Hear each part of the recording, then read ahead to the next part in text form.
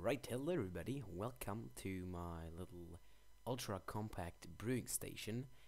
Before I go ahead and show you everything, I'm gonna quickly give you information what I'm gonna be showing you in the video. So first I'm gonna give you an overview, then I'm gonna show you how to build it, I'm gonna give you a tutorial, and then we're gonna look up how to do auto brewing with several ones of these brewing stands. Okay, let's start with the overview. So basically works like that. You press the button, then all the ingredients are brought into the brewing stand in the correct order, and once they're finished you can just take out your potions. So the lower three droppers are filled with water bottles, and then this dropper here, and the one back here, this one, they're filled with nether wart, one of them. Then optional you can put in redstone or glowstone, and another can optionally hold gunpowder, and the top one holds your secondary ingredient, and this one just stays empty. And what happens? We set time date. Okay, so let's press this button. So they're all brought into the hopper, the items from the droppers up there. The droppers below with the water bottles, they just right off the back put in their water bottles in the lower three slots so they don't go over the hopper. And then first of all the nether wart gets in there, then the magma cream, the secondary ingredient, and then gunpowder, redstone or glowstone, that comes at last. So it just goes through and takes a minute and 20 seconds to fully brew one potion, and yeah, that's basically it. It's very unspectacular, but it's a very handy little thing to have around. Okay, so all you need to brew your potion, you can see in my hotbar. So we need building blocks, of course. We need 3 redstone dust, we need 8 droppers, we need a brewing stand, we need a hopper, and we need a button, and optionally an item frame.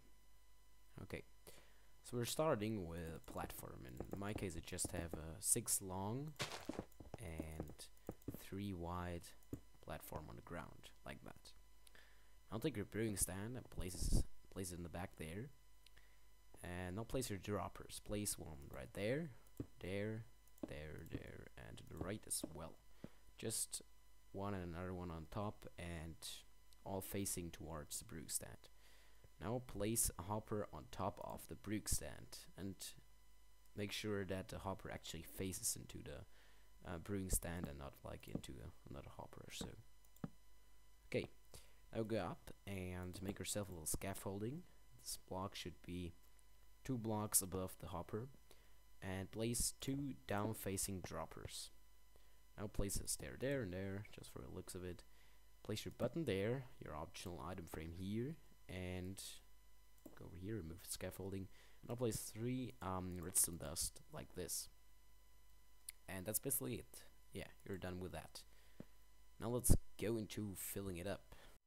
Alright, so before you place your items into the droppers, you gotta know a few things about them. So currently sun is setting in that direction, so this is west, as you can see there.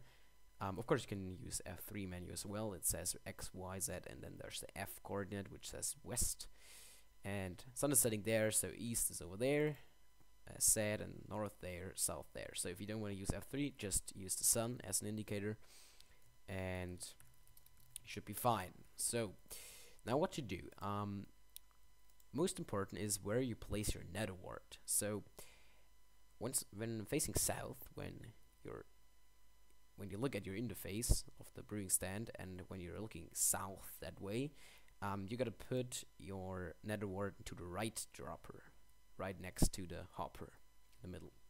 If you're facing west, you gotta put it into, it's the back one, I guess. Yes, directly there.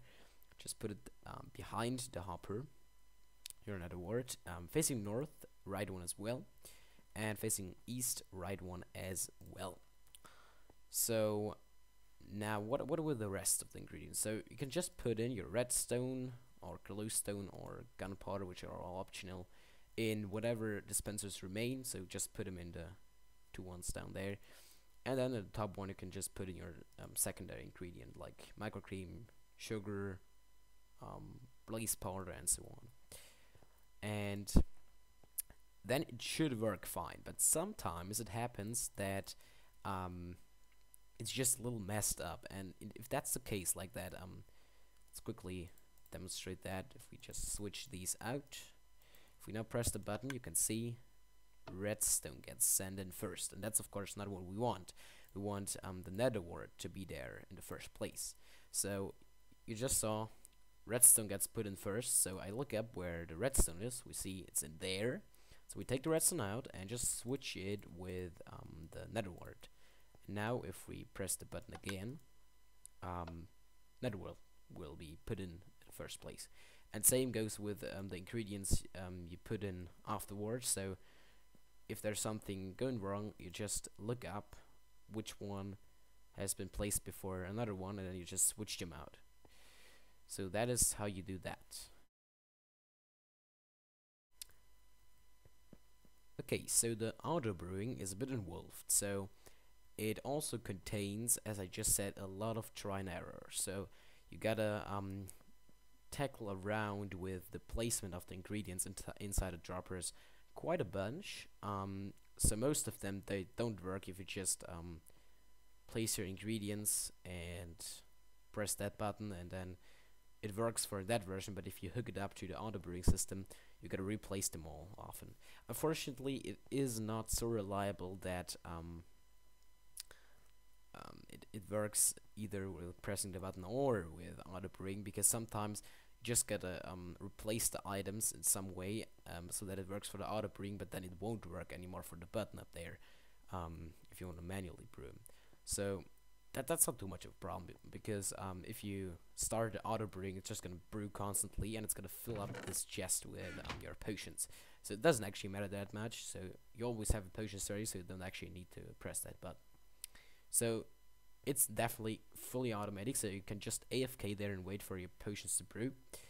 At the moment, I haven't exactly put up a way to switch off particular brewing stands, but you can easily do that by, for instance, just blocking or by filling up this chest just by putting some random stuff in there. And that's not gonna do anything, but I'm considering on playing around with the easy method and how to just switch off like, let's say, just the instant health not to be auto brewed. So yeah, we got this section back here. We got it currently set to off, and we can set it to on. Let's quickly take a look back behind. Yeah, that's it. You might remember this. This is an hopper timer made by Etho. It's a very neat design. I love the way it is so compact and so useful, and how you can very sensitively change the amount of time this thing should do. So basically how this works, I'm gonna link the video of Etho in the description if I don't forget about it, so you can have it explained by him. But basically the items are just in this hopper, and currently set off. So this redstone wire is on, this, and it's turning both hoppers off so that they don't do anything and that auto brewing is stopped. But if you turn it on, this hopper will be filled up by this hopper, and once this hopper is filled and this is emptied, it's gonna switch back, and the items are gonna go in the other direction. That's gonna just go back and forth all the time. And every time it switches, the repeater states here switch as well. So we have both of them hooked up to a little monostable circuit here. So whenever the signal changes, so whenever about 1 minute and 25 seconds are over, a signal goes that wire and that wire, so they just join together.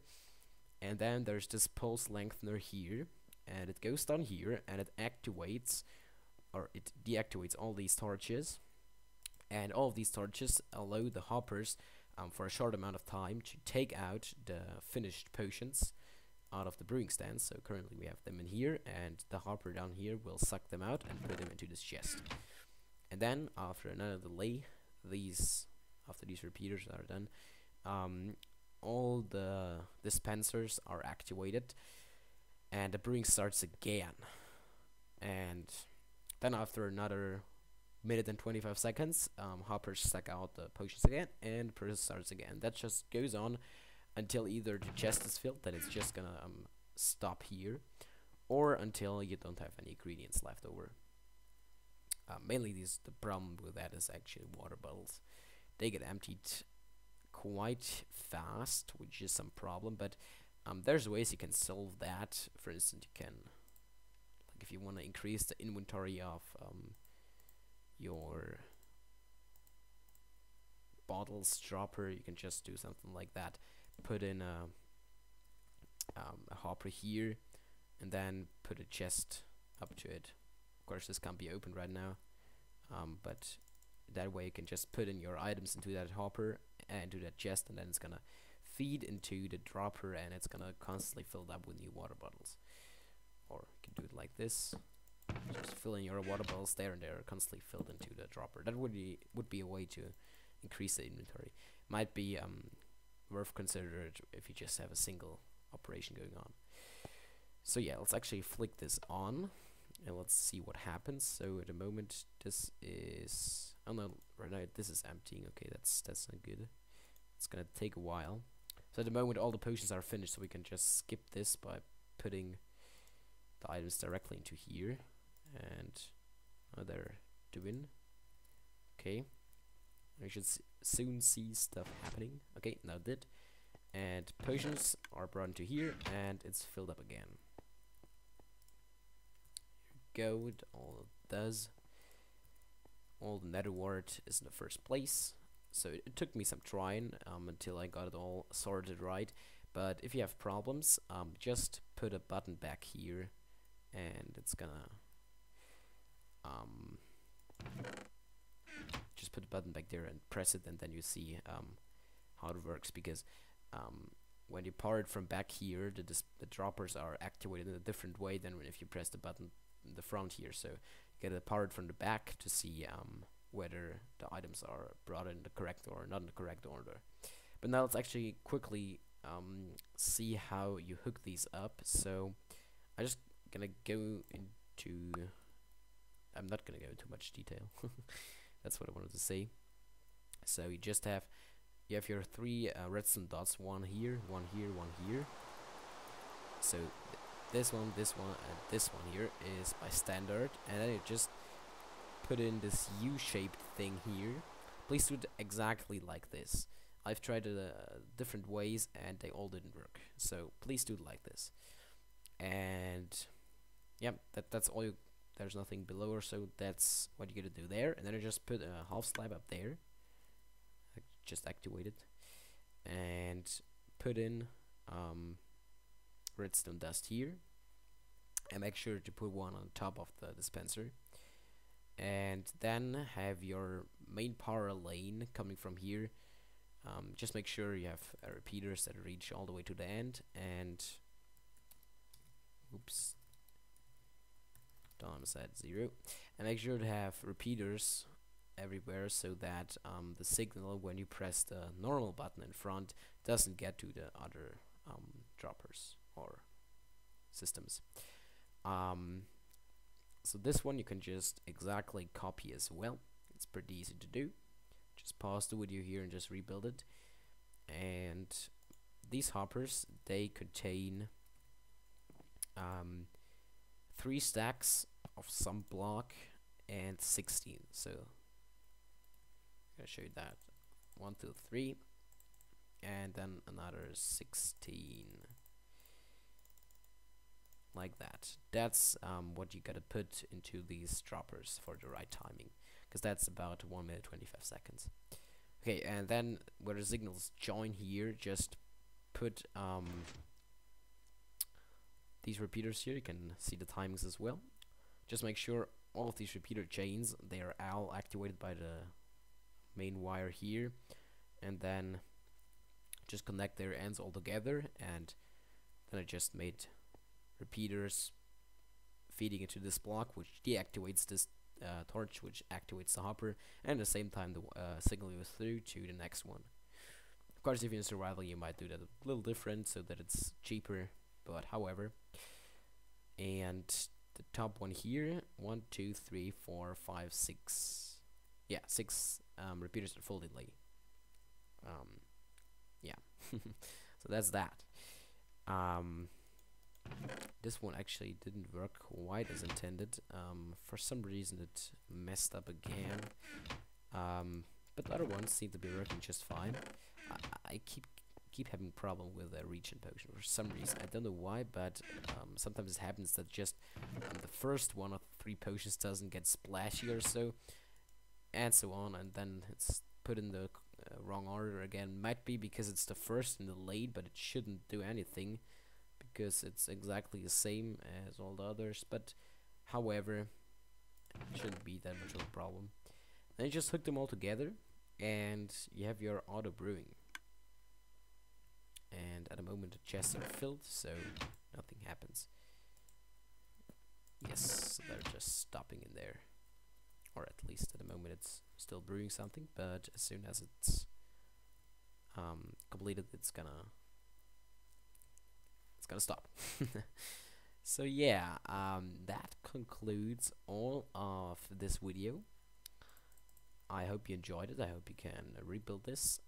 I'm pretty sure you can rebuild this. I mean, it's totally simple, and it's very survival friendly, so that is what I aimed for.